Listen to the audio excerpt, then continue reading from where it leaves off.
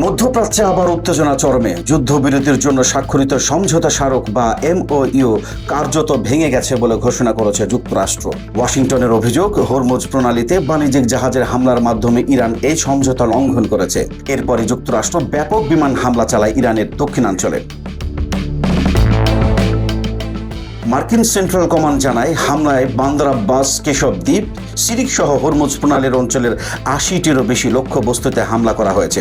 এর মধ্যে ছিল বিমান প্রতিরক্ষা ব্যবস্থা, কমান্ড অ্যান্ড কন্ট্রোল সেন্টার, উপকূলীয় রাডার, জাহাজ বিধ্বংসী ক্ষেপণাস্ত্র স্থাপনা এবং বিপুল সংখ্যক নৌযান। মার্কিন প্রেসিডেন্ট ডোনাল্ড ট্রাম্প বলেন, ইরানের সঙ্গে হওয়া সমঝোতা এখন শেষ। তিনি আরও সতর্ক করে বলেন, প্রয়োজন হলে যুক্তরাষ্ট্র আরও কঠোর পদক্ষেপ নেবে।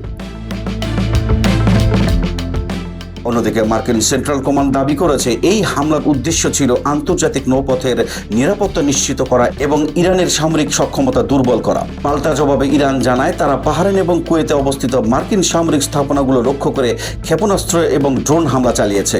ইরানের সামরিক বাহিনী দাবি করেছে, যুক্তরাষ্ট্রের আগ্রাসনের জবাব হিসেবে এই হামলা চালানো হয়েছে। ইরানের প্রেসিডেন্ট মাসুদ পেজেশকিও যুক্তরাষ্ট্রের এই পদক্ষেপকে আন্তর্জাতিক আইন এবং আঞ্চলিক স্থিতিশীলতার জন্য হুমকি বলে অভিহিত করেছেন। একই সঙ্গে ইরানের সামরিক নেতৃত্ব ঘোষণা দিয়েছে, দেশের সার্বভৌমত্ব রক্ষায় তারা কঠোর থেকে কঠোরতর জবাব দিতে প্রস্তুত।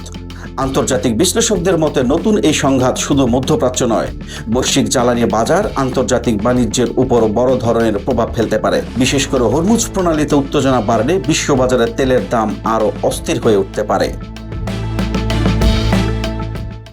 Saidul Said, breaking news.